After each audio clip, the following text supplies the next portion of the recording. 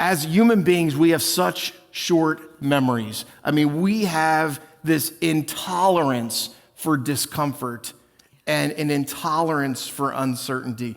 And our default is always immediacy. We want it now. And we can't blame Amazon. This is who we are. We want it now. We don't like waiting for the better. We don't like waiting for the best. We want it now. Right? Instead of trusting God with a bad situation, I try to fix it. Right? I just want to fix it myself, right? Or believing that the best that we can do is just endure a bad situation, and we just have to accept it and certainly not believing that God has control. So we follow after these feel-good idols, these things that have been created by culture, right? So social media or Netflix, and I'm going to speak on these things, but I'm not going to say they're bad. It's not that they're bad things, but instead of waiting for it and trusting God to act, we kind of lean on these things instead of leaning on God. And like I said, social media isn't bad, but when we use it to build up a God of comparison, then that's harmful to us. It's harmful to others.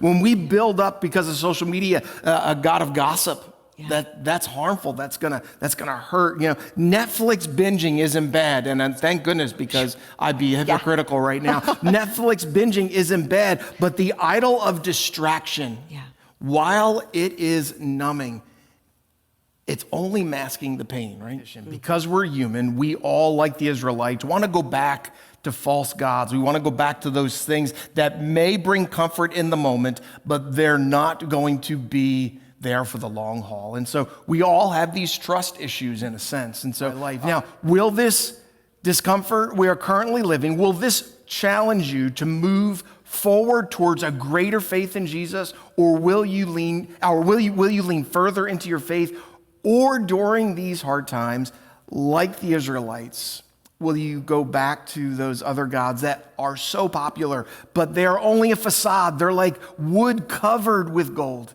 just a facade of faith. And I pray that each of us can say that looking back over life, I can see the evidence of how God's goodness is all over me, that Jesus has proven that he's madly in love with you, that Jesus is madly in love with each one of us, that we can choose every morning to deepen our relationship with God and growing in faith by choosing to lean into Jesus with our whole lives.